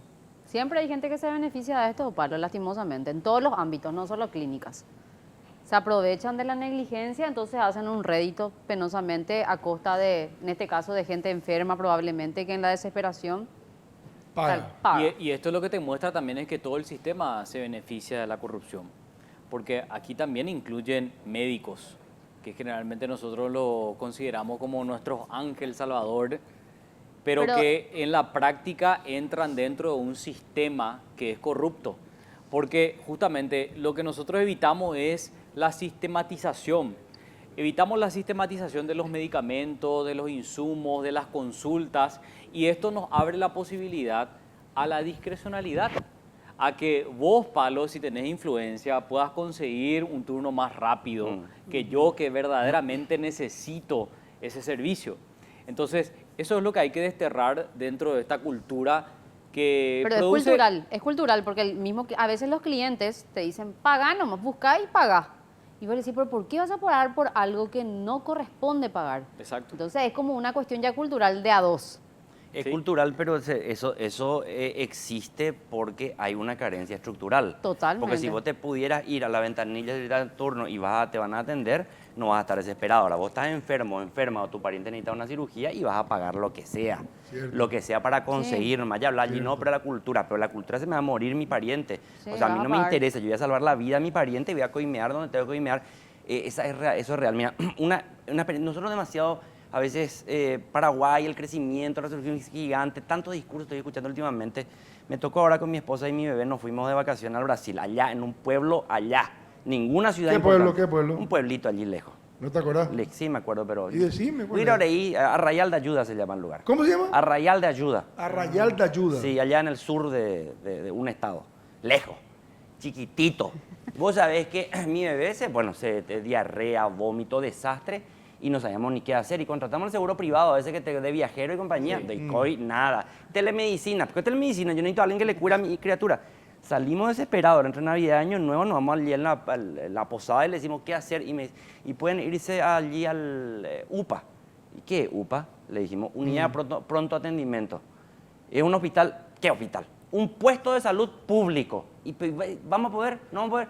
Sí. Salimos de la posada, nos subimos en transporte público, en micro, 6 reales. No por hacernos los pobres, porque estaba allí y te dejaba enfrente. Nos bajamos enfrente, entramos, estaba en medio de un barrio. Nos acercamos allí al mostrador, le dijimos, nos llevan, le hacen el examen, le meten, le medican, le ponen suero, le dan el medicamento. Terminó 1 hora 45 minutos. Yo me acerqué y le dije, bueno, ¿y ahora qué? ¿Cómo? ¿Cuánto? No, está todo bien. Cualquier cosa nos llaman. Gratis. ¿Y esto cómo es? ¿Hay que pagar algo? Nada. Sistema público de salud. En un pueblito allá en el sur de un estado allá en el nordeste. Perdido. Entonces lo que yo digo es lo siguiente. Yo no necesité ni coimear ni nada porque no me fui a formar fila de 5 horas a ver si me atendían o no me atendían. Ahora, si yo me iba a formar una fila de 5 horas y mi bebé estaba con diarrea, yo, Camilo, iba a querer coimear. Y no me da vergüenza decir eso, porque quería salvar la vida de mi ser querido. Entonces, este tipo de situaciones, hay corrupción, están metidos los médicos, todo eso es cierto. Pero hay algo que es más cierto todavía. Tenemos un sistema de salud precario y miserable. Pero eso nadie discute. Qué fuerte. Pero eso es que eso no está en discusión, Camilo. El tema nomás es cómo abordamos el problema. Cargando la tinta en los responsables políticos y no en el médico corrupto solamente. Denunciemos al médico corrupto, pero si nosotros nos quedamos en el médico corrupto es el famoso chivo expiatorio. Cordero de Dios, que ten piedad de nosotros. El sistema sabe la Biblia, Camilo, ¿eh? Él sabe Cordero todo. de Dios, que quita el pecado del mundo, ten piedad de nosotros. Nemé, vos que sos pastor, ¿verdad? ¿Vos sabías esta parte de la Biblia o no? ¿Cómo es? Alabado sea, Señor. Muy bien. Dios mío. Esto no me esperaba. No, impresionante. Yo sé que Elías es un pastorcito, pero no sabía que Camilo también estaba por el camino. Bueno, asesinan a un empresario en Capiatá, ¿ven? El inicio de una carrera soñada. Desafíos y oportunidades. El inicio de un futuro prometedor. Elegimos la UAA. Tu carrera, tu historia. Inscripciones abiertas. Universidad Autónoma de Asunción. www.uaa.edu.py. Un empresario de origen pakistaní fue brutalmente asesinado durante un violento asalto registrado en la madrugada del lunes en una casa quinta del barrio Kennedy en la ciudad de Capiatá, departamento central. La víctima fue identificada como Asad Ahmed, de 57 años, contador y socio comercial de una empresa de importación de vehículos. Según la Policía Nacional, 2 individuos armados irrumpieron en la vivienda, maniataron a los acompañantes y apuñalaron mortalmente a Ahmed, provocándole entre 12 y 15 heridas de arma blanca. Durante el ataque también fueron sustraídos dinero en efectivo por valor de 7 millones de guaraníes, varios teléfonos celulares y el vehículo de la víctima, además de las cámaras de seguridad del lugar, lo que complica la investigación. La Fiscalía y la Policía investigan el caso, manejando inicialmente la hipótesis de un robo agravado con resultado de muerte, aunque tampoco descartan que pudiera tratarse de un crimen por venganza u otro motivo, debido a la hazaña del homicidio y el bajo monto de lo sustraído. Bueno, esto es lo que adelantaba vos, William. Sí, que la primera hipótesis que la policía empezó a manejar es que podría tratarse de un caso de venganza, porque ya en otra oportunidad el mismo empresario fue víctima también de un asalto donde un militar quedó parapléjico y otros 3 fueron condenados después de un asalto, un intento de asalto a este señor. Y supuestamente ahora fue una venganza lo que hicieron, pero hay que ver porque hay muchas cosas que están llamando la atención y que seguramente en la semana la policía va a dar a conocer. Sí, y tantas cosas, estamos hablando de situaciones irregulares, una detrás de otra, pero me vino nomás a la cabeza, ¿se acuerdan? Creo que era un chino o un japonés que se fue a comprar un reservado. Un japonés. Un japonés. Un japonés fue en Luque. Fue en Luque a las 16:30 aproximadamente. Y llevó $600.000. $600.000. En efectivo llevó el tipo. Sí, estaban dentro de el una robo oficina. Perfecto. La escribana, el abogado y un funcionario más. Pero hoy ¿quién anda con efectivo? Érico Galeano. Érico Galeano. Ah, que también pagó con $1 millón. Claro, $1 millón. Bueno, y se calentó la maquinita esa de los billetes. De tantos que salían. Pero en serio. Todos los que no pueden justificar el origen de su riqueza. Eso es. Bueno, pero ¿y cómo vos recibís? Yo ya sé que parece una pregunta medio estúpida, ¿verdad? Pero ¿cómo vos recibís dinero en efectivo así? Y en teoría vos tenés que pedir el origen de la trazabilidad. Así pasó con el senador argentino Cuader, que ¿se acuerdan? Que cruzó la frontera y que ahora está preso y compañía, que no podía justificar el dinero en efectivo que tenía. Sí. Por eso. Ahora, este tipo de situaciones, yo no conozco el caso, sí escuché por allí, el caso del pakistaní, una de las cuestiones que a mí me viene, ¿qué hace un pakistaní en Paraguay? No estoy criticando en el sentido de que, claro, tiene derecho a estar en cualquier parte del planeta, donde elija estar. Claro. Pero digo nomás, es un extranjero, no es connacional, aquí viene un argentino nomás luego, y ya tiene miedo de que se le pueda asaltar, robar, porque entre los organismos de seguridad muchas veces, ese extranjero tiene plata ese. Y muchas veces no hay que descartar también que roscas mafiosas vinculadas al organismo de seguridad digan, esta es una presa. Y se le exhibe. Total. Y se le tira. La corrupción política. Luisito, pásame por favor Mundial Bar que nos está trayendo hoy. ¿Cuál es el trago hoy, Palo? Muchísimas gracias. Hoy el trago se llama helicóptero. Helicóptero. Helicóptero. Y está muy rico. Y gracias también en lo de Cari, que esto de Chipazo obra. Impresionante. Pero obviamente es con carne, en vez de carne ella le pone molleja, una delicia. Mentira, ¿en serio? Una Sí. delicia, sí. Mirá, solamente en lo de Cari. La Universidad Autónoma de Asunción te invita a formar parte de su convocatoria Marzo 2026. Carreras presenciales y virtuales, docentes calificados y beneficios especiales por tiempo limitado. Inscribite hoy y asegura tu futuro. Más información en www.uaa.edu.py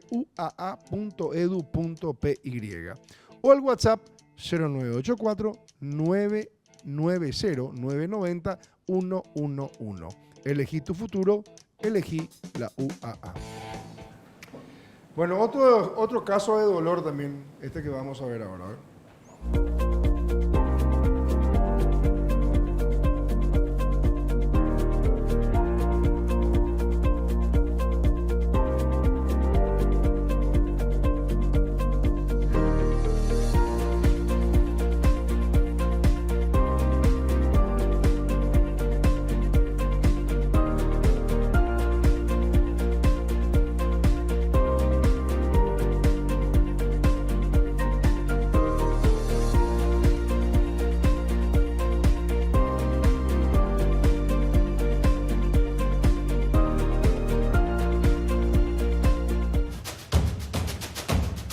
Un caso que conmocionó a la comunidad de Areguá. Un adolescente de 14 años dio a luz en su domicilio y, según la investigación policial, asfixió al recién nacido para ocultar el hecho. Posteriormente, envolvió el cuerpo en una bolsa y lo arrojó junto a la basura cerca de su vivienda. El hallazgo del bebé fue realizado por la policía tras la intervención de vecinos que alertaron sobre restos biológicos en la casa. La menor admitió los hechos durante el interrogatorio y el caso ya se encuentra en etapa de investigación judicial.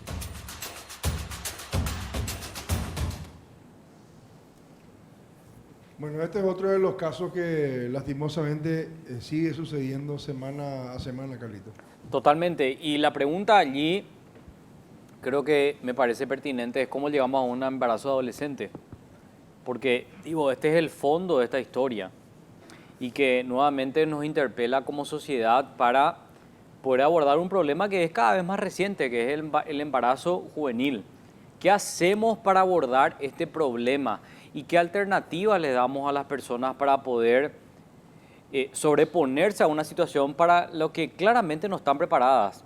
Fíjate que yo no estoy justificando un acto tan atroz como acabar con la vida de un recién nacido, pero definitivamente no hay una preparación psicológica, ¿sí?, que nos pueda llevar a una situación tan traumática como esta. O sea, el acompañamiento que se le tiene que hacer, bueno, es prácticamente brutal. creo que el acompañamiento aquí es una cuestión de una falencia también del sistema, ¿verdad? No sé si se acompaña a todas las embarazadas durante ese proceso, y más cuando son adolescentes, ¿verdad? Mira, lo primero que tengo que decir es que cada caso particular tiene que ser tratado de manera específica y particular y especializada, porque hay circunstancias concretas que nosotros desconocemos simplemente con el informe y que yo no quiero ser tan presuntuoso y juzgar, porque uno ve así y se ve casi empujado a jugar, qué locura esto. Ahora, hay muchas circunstancias. Lo primero luego es que una niña de 16 años, adolescente de 16 años, lo más probable es que haya sido víctima de un abuso sexual. Que la criatura no sea producto de un romance. De hecho, jurídicamente, legalmente, luego creo que es abuso sexual todavía siendo menor de edad, ¿verdad? Menor de 16. Menor de 16, bueno, ya está en el límite. Lo otro es, aquí tenemos que también discutir, como el mismo tema de la cultura narco, la cultura de reivindicación del heteronismo, ¿qué está en el fondo de todo esto?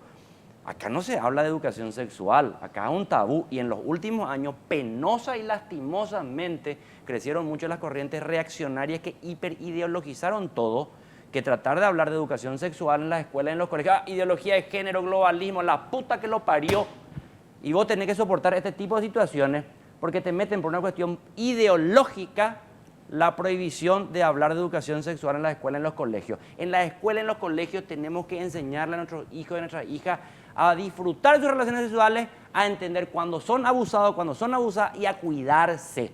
Pero nosotros no podemos decir, no, porque eso es globalismo, ideología de género, no se habla de eso. ¿Y dónde vamos a hablar de eso? Van a decir en la casa. Pero en la casa muchas veces no se está preparado profesionalmente para afrontar este tipo de situaciones. Y hay que hablar de muchos tabús que se plantearon como tabú aquí. Yo estoy de acuerdo con que el abordaje tiene que ser de educación sexual integral en las escuelas desde... Mucho está de acuerdo con Camilo. No, pero fíjate vos que creo que hay que plantear una cuestión. La ideología de género tiene un problema y tiene que ver con cuál es el contenido que nosotros acercamos a los niños, niñas y adolescentes. Por eso es que mucha gente está en desacuerdo con esta ideología de género, porque cuando se empieza a plantear que el género es un constructo social, hay una resistencia desde diferentes sectores. Yo entiendo, es Vamos a abordar, plausible la discusión, Carlos, es plausible. Termino nomás la idea. Hay que abordar el tema desde la ideología y hay que abordar los problemas que tienen que ver con el embarazo infantil, las enfermedades de transmisión sexual, todo eso hay que hablar, Camilo. El problema es cuando esto se instrumentaliza con una función política. Mira, entonces, yo creo que también hay que hacer esa una discusión salvedad. plausible, se puede discutir. Pero ¿qué sucedió en los últimos años? Cuando en el sistema educativo se quiso trabajar educación sexual, salieron unos cuantos fundamentalistas a decir, eso es ideología de género. Esperan un poco, papá. Enseñarle a una niña, a una adolescente, cómo funciona su cuerpo y su biología para que no sea abusada y para que no se quede embarazada no tiene nada que ver con ideología de género. Eso no es ideología de género. Bueno, pero se prohibió, se prohibió y se cercenó por cuestiones políticas e ideológicas. Lamentablemente, los últimos 2 ministros, 3 ministros de educación que tuvimos sucumbieron ante la extorsión de algunos pastores fundamentalistas que cualquier referencia a educación sexual dicen, cuidado, eso es ideología de género. Mentira. Y este tipo de situaciones suceden y tenemos que lamentar este tipo de situaciones porque en nuestro sistema educativo esto es tratado como un tabú. Es biológico. Los niños y niñas desarrollan hormonalmente la búsqueda de las relaciones sexuales. Eso es natural. Y tenemos que acompañarle y enseñarle y dejarnos de ser extorsionados por algunos fanáticos religiosos que quieren prohibir que se hable de eso en las escuelas. Educación sexual en las escuelas es correcto y es necesario. ideología de género hay que revisarlo. Y por supuesto hay que acompañar con los padres, porque la idea que tratan de instalar en la educación, Palo, querido, y esto es importante también mencionar, que tiene que ver con el sexo. ¿El sexo es biológico o es un constructo social? Esa es la pregunta que tenemos que hacernos, y los padres tienen derecho a opinar sobre ese tipo de ideas que se tratan de instalar en la sociedad. Ahora, hablemos de sexualidad y de enfermedades de transmisión sexual y de embarazo en adolescentes. Por supuesto, es necesario, es urgente en función a toda esta realidad que estamos observando. Vamos al choque de Colín Soroka y el ingeniero Pettengill. El inicio de una carrera soñada. Desafíos y oportunidades. El inicio de un futuro prometedor. Elegimos la UAA. Tu carrera, tu historia. Inscripciones abiertas. Universidad Autónoma de Asunción. www.uaa.edu.py.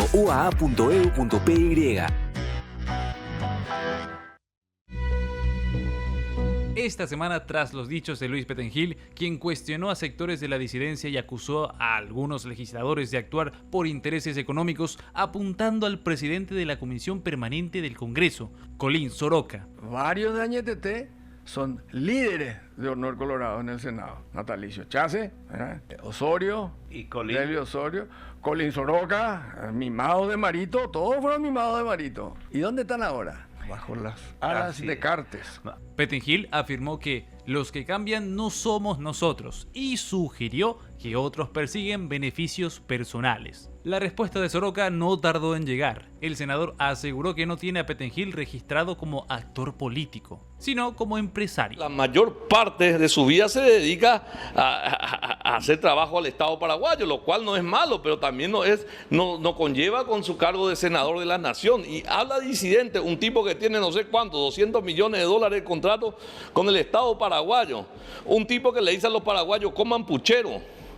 Un tipo que no tiene ni siquiera la noción lo que es el día a día de un paraguayo. Entonces, ¿cómo lo voy a tomar? Lo tomo como un chiste. Y lo acusó de defender intereses del capitalismo puro, alejados a la realidad cotidiana de la mayoría de los paraguayos. Una pelea más, Camilo. No, a mí yo cuando escuché esto recordé mi lejana infancia allá en el barrio Itapuita Punta, cuando éramos criaturas y salíamos la tardecita, noche, así cuando hacía calor. ¿Y qué vamos a jugar hoy? Y vamos a jugar polibandi. Sandía, sandía, tú serás policía. Melón, melón, tú serás. Y te intercambias de roles. Es un juego. Este es el juego de polibandi, hermano. Yo jugué polibandi, pero nunca hice ese melón, melón y eso. ¿En serio? ¿Y cómo jugaban entonces polibandi? Cada uno decidía nomás. No. Hay que asignar. No. Claro. No, a mí me da igual. Este es un juego de roles que son, estos sí son los saltimbanquis. Total. Que van de un lado al otro lado dependiendo de la conveniencia. ¿Quiénes son estos, los dos? Los dos, Pettengill y Soroka, pero no es exclusivo Pettengill. A ver, Pettengill fue cartista cuando tenía que ser cartista. Fue abdista cuando tenía que ser abdista. Y va a hacer lo que tiene que ser porque es uno de los grandes multimillonarios del Paraguay que se hizo multimillonario. No con el esfuerzo privado. La patria contratista. No con el esfuerzo privado. ¿Sabes cómo? ¿Conoces vos ese pesque y pague? Claro. Esa lagunita que te va a decir. Bueno, Pettengill es pesca y pague. Te hace una feroz ruta donde vos tenés que cruzar, sí o sí tenés que cruzar por allí, y allí es pague y pase, pague y pase. Ese es Pettengill. Y ahora se hace el popular, que los otros son traidores. Pero le permiten. Pero es que es funcional al sistema. Anda a ver cómo vota él en el Senado. Bueno. Siempre, perdón. ¿Qué es lo que está pensando, William? Está riendo. ¿Quién es tu candidato o candidata para Asunción? Mira con qué salió. Para Asunción. Mira con qué salió. O sea, ¿será que estoy con problemas? Me Joana, parece que además me mudé. Yo voto allá en la Escuela General Díaz y ahora estoy viviendo acá cerca de Ñano. ¿Pero vota en Asunción? Sí, pero me mudé y me queda muy lejos y no tengo ningún candidato que me atraiga. Es que lo que pasa es que vas a hacer, vas a votar. O sea, no tenés posición así como los opositores que están criticando. Agarrar y tirar una moneda. De un lado está Camilo Pérez, del otro lado Soledad Núñez. Una ministra es ministra Horacio Cartes y el otro candidato Horacio Cartes. O sea que Soledad es la que va a ganar entonces la encuesta y el sondeo. Yo creo que sí. Aquí en Asunción, Joana Ortega versus Soledad, creo que sí, muy a pesar mío. Me hubiese gustado que sea Joana Ortega la que gane, pero va a ganar Soledad Núñez y creo que finalmente, si es Camilo Pérez el candidato de Honor Colorado, del Partido Colorado, le va a ganar a Soledad Núñez. ¿Le va a ganar Camilo? Va a ganar. Sí, claro, por supuesto. A cualquiera. Es que si vos le pones a elegir a la gente entre el original y la fotocopia, que te elige el original. A ver, los dos dicen, los dos tenemos currículum de gestión. ¿Vos qué hiciste? Y organicé torneo y compañía. ¿Y vos cuál es tu experiencia de gestión, Soledad Núñez? Y yo fui ministra de Vivienda. ¿Con qué gobierno fuiste? Horacio Cartes. Es difícil decir que el cambio es la alternativa. Perdón, Pero entonces querías que sea Johanna. Sí, pero está haciendo mal la campaña, porque teniendo capital político que tienen Miguel Prieto y Katia González, que son las dos personas que tienen hoy mayor capital político dentro de la oposición, no están explotando como deberían haber explotado eso. Agreguen la embarazada, a ver. La ley dice 8 horas, no sea imbécil. Mira, idiota, ustedes... No me vas a tocar. Idiota, por favor. Una mujer embarazada denunció haber sido agredida físicamente y despedida de su lugar de trabajo tras comunicar que se encontraba en estado de gestación. El hecho ocurrió en una chipería de Asunción. Según la denuncia, Liliana Ledesma, de 24 años, habría recibido maltratos y una agresión que le provocó lesiones visibles. El caso fue difundido a través de redes sociales y medios de comunicación, lo que motivó la intervención del Ministerio de Trabajo. Las autoridades iniciaron una inspección laboral y recordaron que la legislación paraguaya prohíbe la discriminación y el despido por causa de embarazo, además de sancionar cualquier tipo de violencia contra la mujer. La empresa entregó una indemnización a la víctima y reivindicaron los derechos laborales de la mujer. Además, aseguraron que el hombre agresor del video no forma parte del plantel de trabajadores de la chipería en cuestión. Bueno, al final tuvieron que indemnizarla como corresponde, ¿verdad? Pero qué loco tener que estar para agredirle a una mujer. Sí, pero ¿y cómo queda finalmente igual después de que ella haya recibido la indemnización? Porque tengo entendido que este señor es familiar de la dueña del local donde estaba trabajando esta chica. Y después de una semana, cuando ellos se enteraron que ella estaba embarazada, le quisieron hacer modificaciones en el contrato, ¿verdad? Le quisieron hacer firmar el documento que, bueno, hoy, ¿cómo va a quedar este caso? Después de que ella sí haya llegado a un acuerdo con la dueña del local. Bueno, Jessie es la abogada, pero me supongo que terminó el caso. El caso pero laboral. Hay una lesión de todo el caso modo laboral. Sí, pero en realidad se pudo haber derivado esto al juzgado de paz para algún tipo de medida de protección, pero más allá de eso, si ya se llegó a un acuerdo en este ámbito, bueno, ahí va a quedar el caso, ¿verdad? A ver, pero lo que pasa es que la empresa dice, este señor no forma parte de nuestro staff. Él no es propietario, él no es empleado y sí, bueno, nosotros reconocemos que la mujer pasó por un mal momento y ya no va a trabajar con nosotros y arreglamos con ella. Pero esa persona ajena supuestamente a la firma le agredió. Claro, eso podría derivar, si hubo lesiones, a una querella privada, ¿verdad? Porque el ámbito del Ministerio Público también es muy limitado. Perdón, Jessie, pero digo nomás que generalmente en estos casos ya se llega a un acuerdo general, por eso me digo que aquí termina. Probablemente, no desconocemos los términos del acuerdo, pero probablemente ya todo van a zanjar en ese documento. Además, lo más probable es que la mujer diga, no, yo no me meto en un problema judicial, quién claro, sabe. Y aparte sé cuándo empiezo y no sé cuándo salgo. Y aparte también, Pablo, es una realidad que pasan muchos trabajadores, ¿verdad? Uno cuando denuncia a un patrón por alguna razón, probablemente después ya las puertas de otros lugares también se cierran, porque uno necesita referencias laborales también para poder ingresar en otro puesto laboral. Y a veces tener conflictos con la patronal no es tampoco algo demasiado beneficioso. Nos estamos yendo, mis queridos amigos y amigas. Por favor, si nos acompañan para cerrar. Increíblemente voló el tiempo. Voló, así yo como vos con tu bicicleta. Impresionante. Vos a todos lados te dan bici. Sí. ¿De noche también? No. Sí, claro, por supuesto. Allí está mi bici ahora. ¿Cómo por supuesto? ¿Y si salí con Lapa? No. No, ella se sube atrás en la... Qué boletero. Bueno, muchísimas gracias a los analistas invitados. Muchísimas gracias a todos. Tus zapatos, por favor, William. Sí, a CDC Calzados. Hoy traje un calzado negro. ¿Te acuerdas que el domingo pasado fue marrón? Sí, ahora negro con un detallito marrón. Excelente. Los dos zapatos más lindos de esta noche para mí, el tuyo y el de Camilo. No, me encanta. El mío es de Oran a mis zapatos. Oligarca. Me encanta. Sí, puede ser. Bueno, nos vemos el próximo domingo. Han sido ustedes muy amables por la audiencia. Gracias por acompañarnos. Shalom.